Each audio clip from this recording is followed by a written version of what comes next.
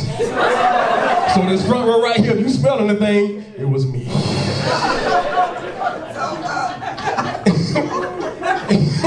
Anybody ever passed gas in church and thought you was going to hell? No? See, the thing about it, this is what I can't stand about church folk. Can we be honest and transparent tonight? Huh? Y'all be giving a false narrative like everything is okay, like you ain't never had gas and had to hold it while you shouting. And I can tell when preachers pass gas, they be like, and the Lord said the last year, what was that pause for, brother? What was the pause for? I know what it was because I do it. Pop and his mic, hey son, you gotta preach this one. Okay, Dad, I preach. And you know Jesus, he went all the way down and got.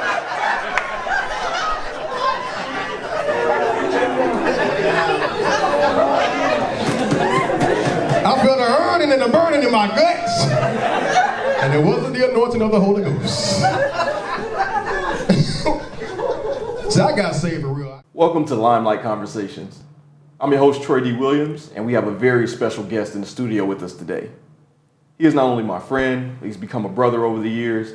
He's a successful stand-up comedian, and he also runs a mentorship program that is taking over in Florida. Scott Simpkins. How you doing, bro? What's going on, my brother? Chilling, man. Good to see you. Skip and Shannon got you, okay? What up, Skip? Love Shannon Sharp. What's going on, baby? Yeah, man. We go way back, man. Woo, way back. Yeah, Look, we got facial hair now, bro. Look at it. Yeah. Yes, man. Yeah, man. So how do we meet, man? Let's tell the people how we meet. Oh, boy. Okay. Well, I'm originally from Lakeland, Florida, and my father had a church in Bradenton, and it's still there. So he decides one day that he wants to move the family over to Bradenton instead of going back and forth to Lakeland. So I ended up at Southeast High School, and I believe it was English 1. Sounds about right. Yeah, so, it's something like that. And I met you in that class, and you know, you was always cool. And from day one, man, we hit it off, man. It's been a smooth transition from Lakeland to Bradenton, and you made it easy for me, man. So we've been best buddies since then. That's what's up, yeah, man. over 20 years now. You told us your war stories, man. My war stories, man, you crazy. Man, we can't say that on camera, man. People know about my war stories, man. You know, God, oh no. We forgave you though, because you came from the Lakeland Dreadnoughts, man. So we forgave you. Yeah, represent Lakeland Dreadnoughts, baby. Man. Yeah. What you mean? Well, you know, Southeast couldn't beat us, so just saying. That's what's up, man. Good. So yeah, I remember when you came, man. You was like the only cat I had seen who wore his shirts tucked in. You really going to talk about that right now? You came with a fresh style, really? though. You came with fresh style. Yeah. So talk about, because I'm sure that's how it how it originated. You know, Pretty Boy Scott, Scotty Too Hottie. Really? You know those nicknames, man. Yeah. Tell us how those came about. So in our school in Lakeland, we had to have our shirts tucked in. We had to have them. So I just got used to it, you know, and it was clean. And you know, I always had a pair of shoes to match my shirt. So I said, you know what, we're going to make this a trend. I didn't care about what y'all was saying about me in school. You know, it got picked on. Sir tuck a lot. Forget y'all. I'm keeping my shirt tucked in, and the ladies liked it too. You know what I'm saying? So it was clean. But the nicknames came from Scotty Too Hottie. It was a pro wrestler that was named Scotty Too Hottie. Yep, I remember. So in first grade, the kids they called me Scotty Too Hottie, and Pretty Boy Floyd. I guess that was just guys' way of saying that, hey, that brother clean, you know what I'm saying? Unless they were saying something else, we ain't gonna get into that. Yeah. You know what I'm saying, other than that. But I mean, that's just how it came. Talk about the PBs, the man. PBs, man. The PBs. Let them know what's up. Yeah, PBs. Well, this guy here, the PBs, man, we always stayed fresh in high school. Absolutely. Stay clean. You know, my mom always said, you know, a woman love a well-dressed man. So that's why I kept my shirt tucked in, kept my teeth clean. You know, my hair trimmed up and looking nice, you know, and had to make sure the clothes and the shoes was nice, man. So that's how we became the PBs, you know.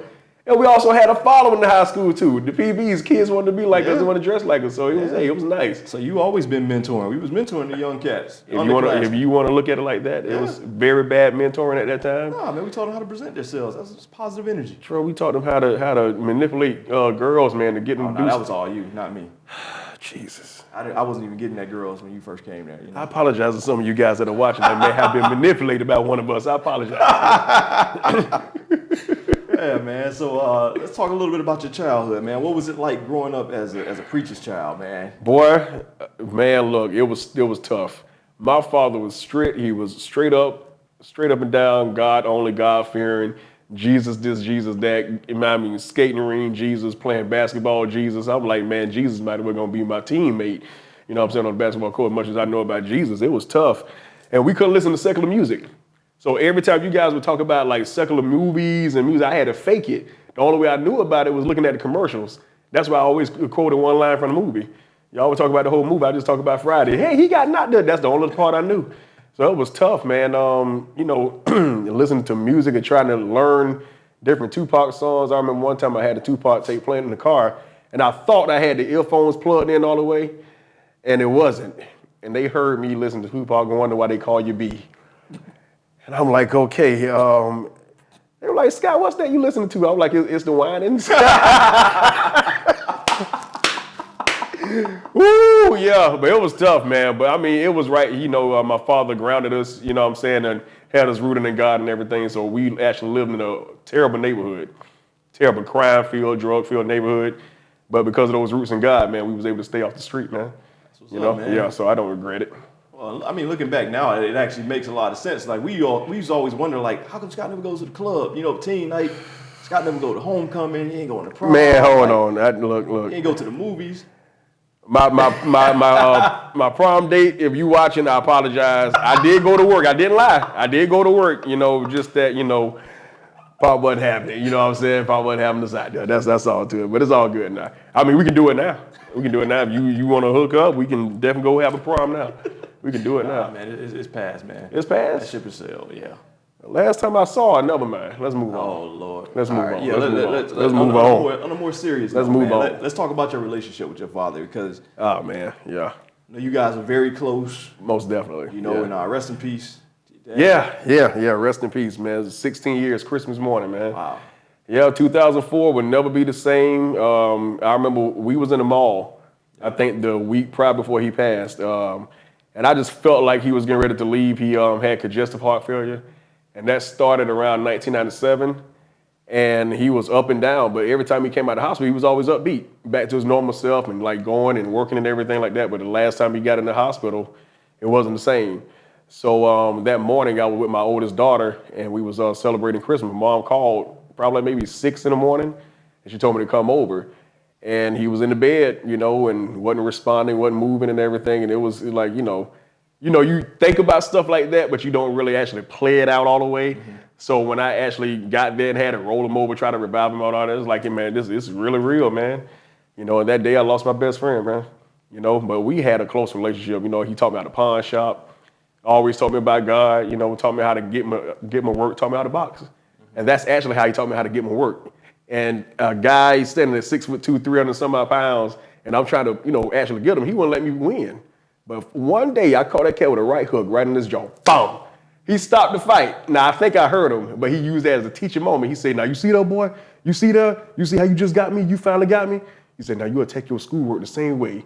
That means you can actually get it if you don't quit." I said, "Yeah. Are you just saying that because you just got popped in your mouth or what?" But you know, yeah, that was my best friend, man. So you know, and I remember my brother talked about it the other day. We actually carried his casket to his final resting place, man. Never imagined that. Never imagined anything like that, you know. But hey, it's all good. God had other plans, and you know, everything that he taught me, I still use it to this day. So it's not one day that goes by I don't ever think about him. That's what's up, man. Yeah. I remember I was with you. I don't know if it was the day or the day after when we were at the mall. Yeah. I think it was a few days before he passed. And I was telling you guys, I was like, man, I just don't think he's gonna make it. And you told me to actually leave and go home, man. You said, go be with your father, man. And that's what I did. And a few days later, he was out of here. Yeah. And I owed him $20 too. So I mean, that's that part. You know, I always keep. I'm like, hey, at least I got a $20 seed out of it, though. You know, but whatever. You know, it was kind of weird to have, lose him on Christmas, then bury him on New Year's Day. It's crazy. So this whole week, you know what I'm saying, you just memories of that whole situation. But I mean, the funeral was awesome, though. I mean, we had church. We had church in that funeral, bro. I mean, for years, people were still talking about, the service and everything. So it was all right. That's what's up, man. Yeah. And you were just a young man at that time. I mean, 19 years old. We were all young. And then shortly after that, you had your first kid. Mm-hmm. Right? Got married, had your first kid. So. Yeah, I don't want to talk about that part. But yeah, I had the first kid. Ayana, man, she's getting ready to graduate now. She's 18, bro. Yeah. Little baby. Yeah, man. Yeah. Yeah, she's amazing, man. She's a very outgoing kid, very serious. She's serious about her schoolwork, straight A student, and they just had 12 pit bull puppies. So I'm like, you know what? You better sell. You better make that money off them puppies, you know. But she's she kept me going. Being a 19-year-old father, 20-year-old father, man, she kept me going. She was very funny. The first time that she had a golf club in her hand, she hit a hole in one. She hit a hole in one the first time. I said, it's something different about you. Never forget, we was in the, me and my ex-wife at the time, you know, we was driving and she was sleeping in the back seat. We turned on some music. She woke up out of sleep, started jigging a little bit, about 3 times, and then went right back to sleep. I'm like, this girl is a trip, man. But yeah, she's a funny kid, very serious, man, and I love her to death, man. That's my boo. That's my boo thing right there, boy. That's what's up. Yeah, but that first one, boy, that's my baby, there, boy. Oh yeah. So how did fatherhood, like, how did that help you, like, I guess, grow up and mature to a certain level? Well, you know, having 2 daughters, you know, I have a second kid as well. Same person. I ain't do that. You know, spreading the seeds all over the place, Troy. I ain't do that. I ain't spread my wild oats all over the place. You know, it helped me because those type of things, you know, you kind of wild, you're going out, doing different things, and then you got responsibility now. So it calmed me down because they're watching. And also, too, you have to be there for the first steps. Right. That's why I never understood how guys can have kids and not be there. Man, that's that's like a part of you. That's your little mini you. Special. You know what I'm saying? I mean, I don't understand how they do that. So I you know, thank God for the teaching that I did have my father, and it taught me how to be a better father. And I used those principles that he taught me, and I just implemented that with my kids. You know, some things I changed because I have my own personality, and I tried to be him, you know, with raising kids and all like that, but everybody's different. So I had to switch some things up a little bit, you know, for my household, you know, but I loved every minute of it. Still do. That's crazy, man, because I see your girls, man, and they're both like taller than me now. Yeah. The youngest one shot up. Yeah, she did. Yeah, she did, man. She's babies, yeah, man. Yeah, those are my babies there, man. That's what's up, man. Oh, yeah. Now, I seen you do a lot as a father, and that's one of the reasons I have a lot. I always had respect for you, always had love for you, but I grew even more when I seen, like, when your daughters were away and you were driving to a different state, man. Yeah. Every month, man. Driving to Georgia. Making it you did what you had to do. Yeah, Conyers, Georgia, Atlanta, Georgia. Yeah. Other part of Georgia, just had to get there, man. I didn't care how far they were. I was going to be there. I said, any Christmas, you guys would never wake up and won't see daddy there. Right. But those in-between months, I made sure I got there. It was tough because this is a true story. Every time that we was together, whether I took them back or I came back after dropping them off or however, I cried every time. I got my first speeding ticket in Georgia because I was crying so bad, I didn't know how fast I was going. I'm like, man, it's my first time up here. And the first time going to Georgia, it was phenomenal. I knew that I was in a different state. When I passed through and got in there, man, the scenery was different, the flowers was different, the grass was different, and I got a chance to experience snow for the first time. So it wasn't all the way bad, you know what I'm saying, first time like really getting out of Florida and just traveling, but I was always there. And I don't understand how guys can have their kids right across the street and don't spend time with them. Yeah, so I'm gonna be a daddy, man. My youngest, man, that little girl, that boy, she's everything that I am. She's a very smart, intelligent kid, man. Straight A student. She loved to dance. She's very goofy, and every time I got a little weight on me now, so they like to poke me in my stomach every time they see me. I really don't like that. I don't like that at all. But you know, you can't see it now because I got it sucked in. But yeah, you know. You got on black too. Nah. Black is how you brother, little, you know, still thick, you know, still cute a little bit, but they love to do that, man. So my daughters are my world, man. So you know. Help you out there in Florida. Oh, yeah. A lot closer now. Yeah, they was with me for 3 years, and now they back with their mom, and they're doing good over there in Bradenton. So they like 45 minutes up the road, so we good now. That's what's up, man. That's what's up. Now, there's always trials and tribulations in life, you know, and we always have our highs and we have our lows. Now, you had a very low point in your life that I just recently found out about. But at one point, you were homeless. Oh, yeah, I was. Man, so look. How did that happen? How did you get over that? Well, after being in a relationship for 5 years, I got married at 19. Right thing to do, wrong time, wrong situation. But I'm glad, you know what I'm saying, I got my babies out of it, you feel me? So after, you know, separating and, you know, doing what we did, you know, some things just didn't go right. You know, with me, and I kind of lost confidence and everything like that, and then I ended up on on the sofa of my sister's house at one point, and then end up inside of my truck. Clothes, you name it, dog, all that.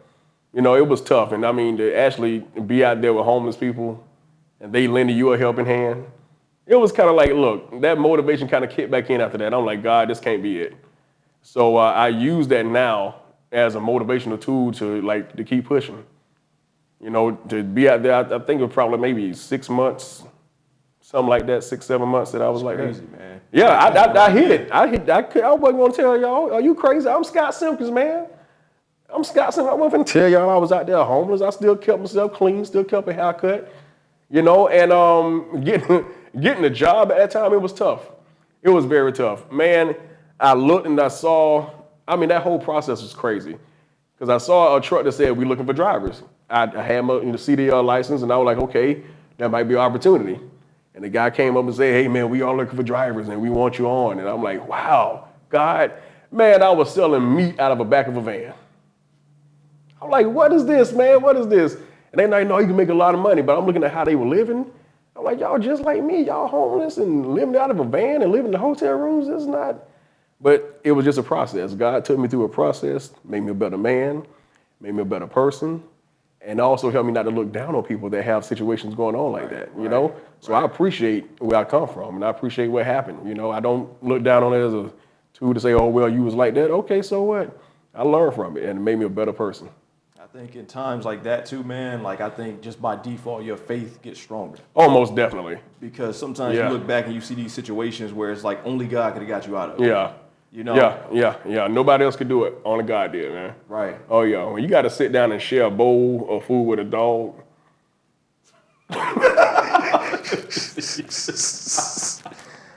I'm like, man, you can't have all my Cheerios. I mean, you know, I ate the Cheerios first, then I gave him the milk, so I didn't want to like kind of cross-contaminate. Yeah, but you know, we suffered, man, but it was all good. The kids didn't know either. They didn't. The first part they did, but the truck part they didn't know. Mm-hmm. They didn't know. I wouldn't even let it get out, you know, because people they'll try to. Sometimes people want to see you down. Mm-hmm. They want to see you jacked up and hurting. I couldn't let it be seen, but I use it now as a testimony, and I'm writing a book about it as well. There you go. Mm-hmm. There you go. Oh yeah, I'm gonna get some money off of y'all. All y'all that doubted me, I'm getting some money off of y'all. You watch. I'm getting my money back on y'all, Mama Jammers. That's all good though. Yeah, man. So let's fast forward a couple of years, man, and now you have a thriving career, you know, as a stand-up comedian. Yeah. I mean, I've always known you as a comedian, even before you were a comedian. Man. I have some stories, but I won't go there. Oh no, tell the stories, bro. No, tell it. But how did you go from just being like the group comedian to like, you know, just making everybody laugh to like actually making a career out of it? Well, this is what happened. I wasn't planning on doing this at all. It wasn't my dream to be a comedian. I thought about it. Oh, I'm positive. You know, you say if something happened, you know, I could probably do it, you know, just in case or whatever. But I was at home, I was cooking, and I was cooking mashed potatoes, pork chops, and like some peas or whatever. But I was making it funny because people were like, oh, you should eat the pig and this. I'm like, the pig ain't never done nothing to me. I love the pig. I love the rib. I love the booty to the root, bro. I love it all. And I actually went into the Bible with it and kind of made it funny. So one of my friends had a company, and she hit me up after the video was over. She said, hey, God told me to ask you if you would host a comedy show that I'm putting together. I said, yes, I'll do it. And we finalized everything that night. So that same night, I put the information on Facebook. I said, hey, I'm about to host a comedy show. Before I did that show, I did at least 20-something shows of actually doing stand-up before I got to that show. So people was ready for me to get out there. And it was a God thing because to have show just coming in like that. My first show was on April Fool's, 2017. Wow. That was my first show. And you were there. Oh, yeah. You were there. Your wife was there. Up in the backwoods. Yeah, in the backwoods at, I think, Eustis, Florida. Eustis, yeah. Yeah, you were there. Your wife was there. A couple of side pieces was there. Yeah, I was nervous, man. That first one, I was very nervous. But after that, man, I mean, you know, it's been great. It's been a great ride. Major success, hit just like that, you know. So even in the learning process, my third show, I was with Kev on stage, and he's a huge, clean comedian. He started out on YouTube, and now he's like all over the place now. But I did open up for him. And did the improv, right? The improv, man. That's huge, right? That's like the Damon Williams. Hey, bro, you watch this, man. Thank you for the opportunity, man. That was awesome. I've been following him. I'd known about him in middle school. I used to watch him on BET Comic View with Ricky Smiley. Right. I saw him on there, and I even recited some of the same jokes to him just to let him know that I'm a huge fan. So we started like communicating on Instagram a little bit, just letting him know I'm a huge fan. Been following since I was like 14. He said he was coming to Tampa. I said, I will see you there. Really didn't know. So me and my girl at the time, we went there and we was outside talking, and I was just making the audience laugh while we was outside. And they put on social media like, hey, the real comedy show is outside. This guy, Scott Simpkins, is really having us laughing. So as we walked in and I looked at the wall, I told her, I say, listen, I said, I'm gonna be in here one day. I said, you will see my name in here one day. Little did I know, God took that in that same night. After he got done, we met, and he said, hey, I will be here Sunday. You want to come do a guest spot? Man, listen, if I didn't know I was fruited in, I would tell you I was probably fruited because how I felt on the inside when he asked me to do that, I'm like, I'll let you know. I got to call my boss and all them. I went in that car and started screaming. Man, like a little girl. I said yes. She said, well, we pre-approved you for $1,200. What? $1,200? Man, it's hard to build a house for $100 on my check. So it happened that night, and it was a sold-out show. Family and friends came out, man, and it was just a great experience, man. Never forget that. Had a great time tonight. Yeah, we still communicate to this day, so. Had a lot of shows and still doing it, still rocking. You know, COVID slowed things down. Of course, man. Right. I mean, I lost, good Lord, I lost well over 3,000 from the shows that I had to cancel. Over 3,000. 3,000? Yeah, $3,000. Yeah. You owe me 3,000, so you need to get those shows, man. You need to make sure those shows happen. So actually, what happened? You know what I'm saying? What happened with that 3,000? I invested into this show that we're doing now. And all this camera work that we got going on right now, I actually paid for it. They got their money already. I already paid for the cameraman. Y'all good? Y'all set? Leslie, y'all good? Cool. That's where the money at. So Merry Christmas. Man, I tell you, man, one of the funniest memories I have, man, is when we were, what was that, senior year? You drew a doodle. Oh my God, Mr. Guinan. Mr. Guinan. He had the three pieces of hair. Yeah. Jumping around the class. And he grabbed that junk and he looked at it. And he balled that joint. Bruh, it looked just like him though. That's the funny part. It looked just like him. Man, that's crazy. Ooh, boy, I tell you, getting kind of nervous back here, man, on this 7-story building. Just focus up here. Don't worry about it, man. Yeah, we secure, man. Yeah, okay, all right. You got insurance? I do. Okay, all right, cool. I don't. But anyway, let's move on. Okay, so I'm proud of me mentoring. Right? Oh, boy, yeah.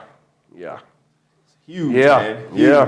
Huge. Who would have thought? Like that's something that we need a lot more, in our communities. Yeah. Just as a whole.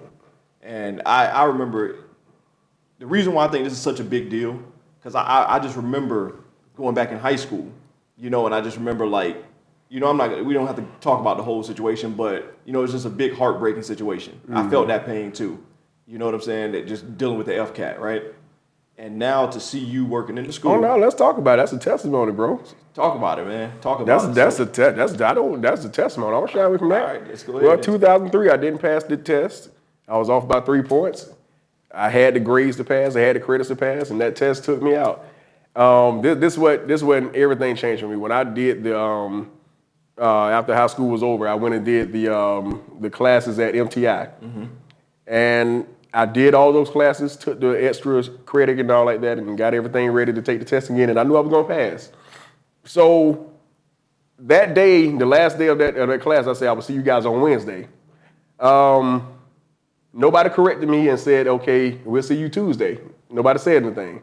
So I went there on Wednesday to Southeast. The retake was at Southeast High School, and I'm looking at like a minimal amount of cars out there. I'm like, okay, maybe everybody's not here yet. So I go inside the office, asked them about the test, what time it's going to be, when can I take it. They said, Scott, the test was yesterday. Really? So that was very disheartening to know that I was right there to get that diploma and do what I needed to do to say the test was the day before. Now that wasn't the bad part. It was bad, but that's not the worst. When I go back home And I go upstairs, and I hear my mom in the room praying to God, Lord, please let my son pass that test. He's been working so hard. Please let him pass it. And this, that, and other. That was it for me. I was done. So I walked back downstairs, and I went out, and I just started doing bad things. Because I'm like, okay, I know for a fact now I'm a huge failure to my family. I'm a huge failure to God. I'm a huge failure to myself. And I started making wrong choices at that time. So to know how God turned that around and actually took me through 12 years of life before I actually got a diploma. I went through 12 years of, I think I was maybe in my 30s when I got my first diploma. Nobody knew. All the jobs that I had that required to have a college degree, a diploma, God gave them to me. He said, I'm going to take care of you through this. Don't worry about it. I got you. But everything that I had, bro, it was all God. So after he did that, and I had to take a test to become a teacher, because my program, I wanted to get my program in all the Polk County schools. So I had to take a test. I had to go back to college, take the test there. And I'm like, look, I'm not a good test taker. Got in there, oh man, almost had it. Missed it by 3 points. I'm like, not again. I say, I know I got this. I studied again. I went over the stuff that I thought I missed. Bam, failed it again. I'm like, okay, you know what? I'm good. The program was already successful. I'm straight. They were like, no, go take it again. I went in there, took it again. I passed it. I passed, got my license, everything. I'm now with the school board. The program is inside of Westwood Middle School. They gave me an opportunity. They even got me on their staff and brought the program in on that school. So it's like everything that happened in 2003, monkey off my back. All those years that you knew me, I feel like a failure. I look at you, man, I'm like, dude, Troy doing it. Your wife, your family and all like that, I'm like, man, I'm looking up to you. And seeing all the success you had, I wanted that. You know what I'm saying? So that actually motivated me to even go ahead and get it. So everything that transpired in my life, man, was just a big testimony to where I'm at now. And don't give up. That's pretty much what I got from it. Don't give up. God will see you through everything. Even when people look to count you out, you're not counted out. If you're not dead, you got a chance. You got a fighting chance. I get it. So I'm proud of me. Mentoring is now in Lakeland and in Bradenton, Florida. Yeah. 941. And in Bradenton, yeah. 941, we got it. So we offer free tutoring, free mentoring. Everything is free. Everything is free. At first we started charging, a little $50 here to sign up, this, that, and other. But I said, you know what? The government gonna take care of us this time. Forget it. Everybody's not on the high, we want to pay to put your kids in. I'm like, no, let's not worry about that this time. Everybody getting it for free. Because parents struggle. Yep. You know what I'm saying? But the kids, they enjoy it. And COVID kind of slowed things down because we had over 40 kids in the mentoring program alone. Tutoring is another entity of it. Right. Man, it was like 30-something. Tutoring was growing like rapid. It's still going strong today. And I thank God, not one child has come through our program. Tutoring has failed. They had horrible grades. They're up. They're reading. They're getting straight A's. They're actually doing it. So, Awesome, I'm excited about that. Not one program can actually say that. We got a perfect score. Yeah, perfect score. So that's why I'm proud of me. So it started in 2018. Had help with it to get it off the ground. I got to give kudos to Tamika Jones. Hey, look, she did it. She helped me with it. You know what I'm saying? And after that, things happened. But the program kept going, and we here. We here. That's what's up, got an man. incredible team. If I'm calling them out, incredible team. James J., Alicia Wilkinson, Sunshine Anderson, Chantrese Starks, Earl Stevenson, Sarah Gavins, Passion Hibbert, Tyreek, Jacoby, all them guys. I got a whole squad, man, for Bradenton, Lakeland. This has been phenomenal. It's been phenomenal. I met a lot of your team, man. Yeah, you didn't know. Now you met the other part of that team that ain't no longer there. Okay. So you got like 5 people that ain't on it no more. But the other part, you met everybody else pretty much. Okay. Yeah. But people who are passionate about what they're doing. Passionate about what they're Hearts are doing. in the right place. And that's what I wanted. People that are passionate because it's about the kids. It's not about me. It's not about notoriety for me. I'm nobody. I don't want that. I want the children to learn you can be better. Keep your pants on your butt. Stay out of jail. Stay off the street. You don't have to, fall down to the drug area. You can actually be successful. Even if you had failures in your life like me, you can turn things around with the help of God. You know what I'm saying? So if you do that, man, you can actually be successful and grow. Amen. You can be proud of yourself. Amen. So you just touched on something, man. You said failure See, failure though is not permanent. Not permanent at Unless all. you quit. Right. Right? You better minister. Ooh, You know what I'm saying? That'll be your It comes out every now and then. It comes out every now and then. But failure is never permanent unless you quit, unless you give up. Right. That's the only way. If you give up, then you. That's a learning lesson. Right. Exactly. That's it. Right. You know, this is a lesson you need to learn at this stage in life. Right. And now you can teach other people how to get through it. Exactly. We never go through things for ourselves. It's always for somebody else. Absolutely. Because somebody else going to come down that same path. You're like, hey, don't go there. I've been there. Stop. Let's turn around. Let's talk about it. Let's make better choices, to be better. Yep. I really like what y'all are doing, man. Like, I see y'all actually do stuff with the kids. Like, I brought them to the Magic game. Yeah, right over there, Amway Center, right there. Yeah. Yeah. We saw James Harden. Yeah. Westbrook. Yeah, it was great, man. Yeah, the kids enjoyed that. And, and just your support alone. You out there in Hollywood doing your thing and everything like that, man. Hollywood, yeah. But yeah, you made it, bro. You still doing it, And to see like how God does with us, you get something big, He'll give me something big. I get something big, He give you something big. He knows the connection that we have. So anytime anything happens to one of us, man, I'm always rooting for you, man. It's great. It's great to see you doing your thing, man. Likewise, man. Most deaf. Yeah. I think our relationship has kind of matured and evolved to that point. Whereas I think at one point we were, whether we admit it or not, I think it was competition. It was like that, almost like that sibling rivalry type competition. And I feel like we were competing with each other. But now it's just like, we just like we were competing. Oh man, don't be like that, man. You know what I'm saying, man. It was competition when it didn't have to be. I wasn't having all them kids like you had. Everybody, what you mean? I only got 3. You only got 3. That's one more than I got. Yeah, but I got 3 in 12 years. Three kids in 12 years ain't bad, man. But man, on a more serious note, so where do you see the I'm Proud of Me mentoring program going in the next 2 to 3 years? Well, in 2 to 3 years, I really look forward to that being the only thing that I do. No more working for GFS, no more working on the school board, unless, it's in every school like I plan on it being. And like people come and they actually have an actual place they can work and get paid. That's what's up. Yeah, that's what we're shooting for. That's what's up. Yeah, that's what we're shooting for, man. I don't agree with doing things for free time. No, You're going to get paid for your time. Right. So that's the next level that we're on now. So I'm excited about it. Man, that's something like a former side piece is now a business, man. You feel yourself? A former side piece is now a business, man. You feel me? That's what's what up. You used to be? That, bro, 17 years, man. 17 years, man. You just don't know, brother. To not get a complete meal, you know what I'm saying? To have a doggy bag and, you got to run because you about to pull up in the driveway from work. It made me feel low. I mean, I enjoyed some of it, the benefit parts.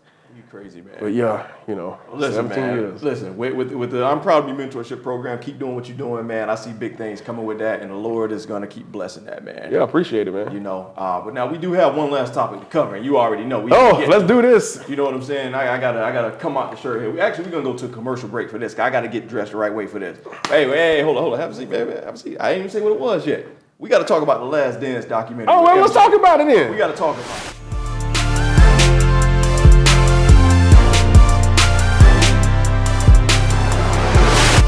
Now, like I said, man, we got to talk about The Last Dance. Let's talk about it. It was an amazing documentary, but I had to make sure I was dressed appropriately for that because I'm pretty sure with The Last Dance, the GOAT conversation always just materializes, So we're gonna talk about this Last Dance. All right, let's talk about it, bro. I see you got on your MJ jersey, Most definitely. But we gonna talk about this the right way though, okay? I told you I was gonna give you an experience. Here you go, buddy. Oh, here we go. And we ain't finna light these bad boys Here we up, go. Let's go, man. GOAT Here talk. we go. GOAT talk. Let me show you how to do this. Man. Open that bad boy up. And you can keep this, by the way, but don't light it up on the way out, all right? Oh, no, of course. I ain't gonna get kicked out of church. Man, you crazy. How Jordan finger be when he light his up. That one finger got cut. So let's talk about the documentary, man. Okay, let's talk about it. Real talk. It was amazing, though, man. So talk about it, man. What'd you get out of it? Well, one thing I got out of that documentary was the mindset you got to have to be great. You can't let nobody stop you from your destiny, even if they think you've been a butt about it. You got a place to go. You want to be great. You want to be a champion. It takes a hard mindset. You know what I'm saying? You got to have that attitude, unlike some people. You wouldn't be referring to GOAT James, would you? LeBron James. I don't know who the GOAT James is. GOAT James? Yeah. What? LeBron James. What? How many 10 finals? How many what? 10 finals? The Buffalo Bills have 4, but no rings. So I mean, I guess He got 4 though. I guess He got 4. He got 4. He got 4 rings. He did. 3 different franchises. Okay, that means he runs. He runs. Get beat in one. Let me go run to another one to go join up with other superstars to win. You know what though? He never got swept in the first round. But see, look, let's not talk about GOAT James right now. That doesn't mean Let's talk about Jordan, man. You know, Let's talk we about talking him. about the last. Let's talk about him. You keep bringing up GOAT James, man. I mean, I just wore the jersey. Don't mind the jersey. Let's talk about Jordan, man. Let's talk about MJ. Yeah, man. Yeah. Yeah, Been a man. fan since I even know what basketball was. Yeah. Been a Bulls fan though, and I'm still a Bulls fan now. Yeah. What's Even up? now? Yeah. Even now. Okay. Even in the bad years. Okay. Yeah, I'm a real fan. But yeah, Might not watch him all the time. All jokes aside, man, I got a lot out of the documentary. I had seen some memories I had forgot about. I'm like, I remember watching this as a kid, and just to see the behind the scenes, because you know they didn't have social media back then. Right, of course. So this almost gave us a social media this look into like what it was like, and I'm Right. dude was such a star. He said he couldn't even leave his hotel room, man. Exactly. You know, I get that every now and then. You know, I get that sometimes when I'm in Atlantic City. You know, when I do a show up there, people know. And sometimes it's very hard to get out. You know, get out the restroom. You know, Yeah. People be offering you toilet paper. I mean, but you know, I found out it's just the people that actually check on the room. I seen your post the other day too, where your soul came out of your shoe. Man, and then forget you, man. What you bringing it up and for, the hole in bro? the sock, because I was rolling, man. That made my day. I was going through some stuff that day, and I was just rolling, man. Woo, boy. Y'all had them shoes for 9 years, man. That's what's up. For 9 years, and they held up pretty good. That's what's up, man. Yeah, got another pair though. That's what's up. But I will say this, man. Yes. GOAT James 3-peat. They just won. He Three-peat. win 2 more. Once he 3-peats, he wins 2 more in LA. He got 6. I think it's over, man. I think he becomes a new Now, GOAT. here's where I think the Southeast education kind of messed us up. Because when you have 6 and 0, meaning that you never lost, you can have 9 and 18, 13 and 15. That means you lost. But, you know, to be perfect, you can't top that. I don't care what you do after that. The standard has been set. So that's here's- why you have the Michael Jordan of cars, the Michael Jordan of cereal, the Michael Jordan. You never hear anybody say, oh, you're the LeBron James of this, that, and other. It hasn't even happened. Not even shoe sales. So here's 15 years out of the here's the game. thing. Here's what I have. And still the top here's selling my shoe issue. brand Here's my in issue America. with you Yes. so-called sports experts. You got to look at the whole body of work, right? Oh, I do, man. You know that. So we have these conversations getting all the swept time, in the brother. first round, that doesn't count for anything. Getting swept in the first round? That doesn't count for What anything. doesn't mean that, okay, I learned to be a winner, but when I got to the promised land, But I stayed in the promised GOAT land. James never got swept in the first round. But GOAT James got swept in the finals in the promised land. He did. That's what that means. But so you're saying that it's The process better, to get there, You're see? saying it's better to get swept in the first round than in the finals? Most definitely. So it's not better to get to because the finals? now, because I'm there to taste it. And it's like, oh my God, like the man said, you gotta be quicker than that. You gotta be quicker than that. You know, and it's like the championship is dangling around in front of your face. Just like with the Dallas Mavericks. And on top of that too, Jordan never went to any team to join other stars. He had a great GM, great front office. You got to give him some credit, and the greatest coach of all time.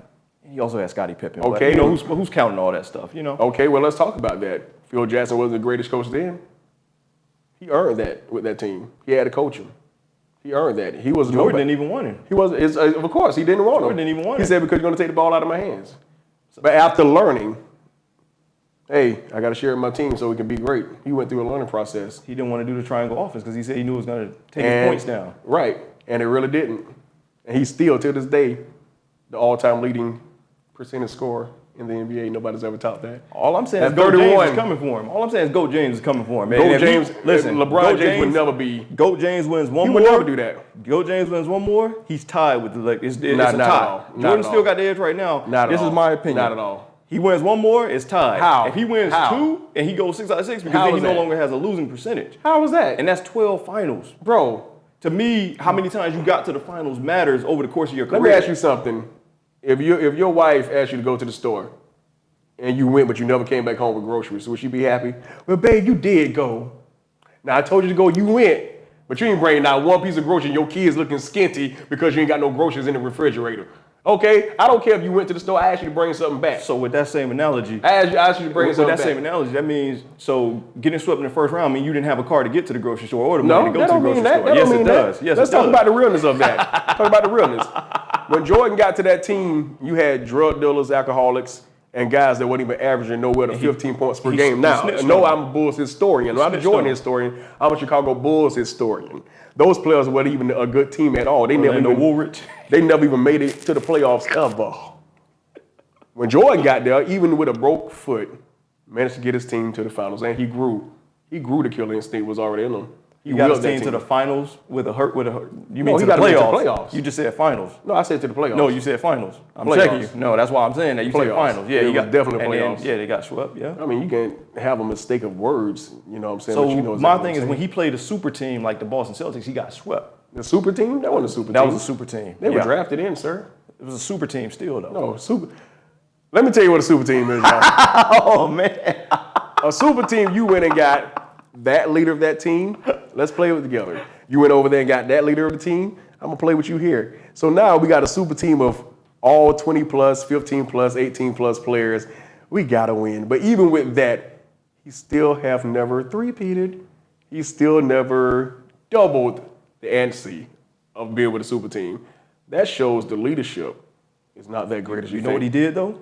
He left. beat a 73-9 Golden State team. Okay, what does that mean? In the finals. By doing what? Jordan was a 72-10 team. Okay, if you want to So be they had the honest with best it, team. just like Max Kellerman said, the Bulls were the Warriors. Exactly.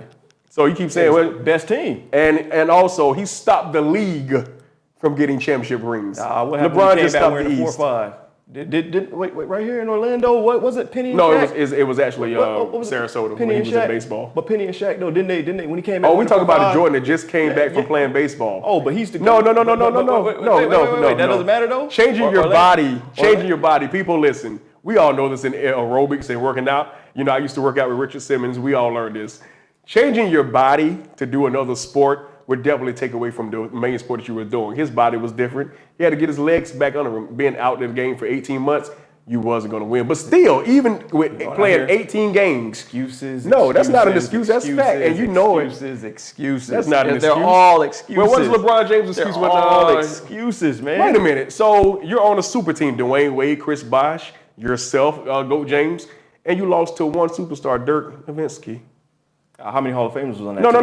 No. How many Hall of Famers? None. Dirk Nowitzki. Jason Kidd wasn't on that team? Jason Kidd, Dirk Nowitzki. Jason Kidd wasn't on that team? No, let's have the real conversation. Hall of Famer? He wasn't a Hall of Famer at that time. What? Jason Terry wasn't a Hall of Famer either. I said Jason Kidd. No. You got a three-headed monster. Michael Finley too? Michael Finley. I'm about to throw this. Michael Finley. Michael Jordan groomed him. Michael Finley. Michael Jordan groomed him. Finley came into the league in the mid-90s. Jordan was out of the league at that time. When When he was young. When he was a young kid. When Michael Finley, he was nowhere around Jordan. He was in the slam dunk picture. He was in the slam dunk contest and hit a ridiculous cartwheel and missed the dunk. I remember Michael Finley. I don't even think he was on the team when they got a ring. That's what's up. You know, At the end of the day, that's the one. If you blur want on to his- really that's have, the one blur on his record. oh, it's multiple ones, and then you got swept. But yeah, so at the end of the day, man, I think The Last Dance was a great show. It really was. It was It came a at great the right documentary. time. How do you feel though? With like other Bulls players and stuff are kind of like upset about it. Like why is that? Okay, that was marketing because those Bulls players, after that, you don't hear from them. Yeah. Before then, you don't hear from them. They got paid. They got a chance to be on shows that nobody was even talking about them. And after that, they got rings because they wouldn't get any other time. They wouldn't have gotten them in another time. And at the end of the day, they said, we know what he was doing. He was trying to help us to be great so we can win. So we get it. That's how it is, because before they came to the Bulls, they never won a thing. They never even made it to the playoffs. Yeah. Hey man, we just got to chop it up. I'm a This is Jordan just how we fan. are with our children. I'm a Jordan fan, man. Hard on them. Jordan made us all want to be great. We all wanted to be like Mike. So Yeah, can I sing the song right quick? Go ahead. We'll end Sometimes it off I with that. dream that he is me. I just need to be. Bom, bom, bom, bom, bom. Sometimes I move. Sometimes I groove like Mike. If I could be like Mike, Mike. If I can be like Mike. All right, man. You had it going for a while there, man. I thought you were going to hit the high note part, man. Anyways, though, man. Hey, it's been a great interview. It has, man. You know what I'm saying, my It has, man? bro. Most deaf, man. Enjoy Brother it. for life, man. You Yeah, already know. yeah. Hey, man. Y'all, thank you guys for tuning in to Limelight Conversations. Scott, where can they follow you on social media? You can follow me on Instagram at Comedian Scott Simpkins. and also on Facebook at Christian Comedian Scott Simpkins. Now, mind you, if you can't get on, I would go to my birthday list and delete people that I don't even talk to, and that way you can get on. So just follow me on there. We can have a good time. That's what's up, man. Hey, well, guys, we're praying that 2021 is a great year. When this interview airs, we'll be in 2021.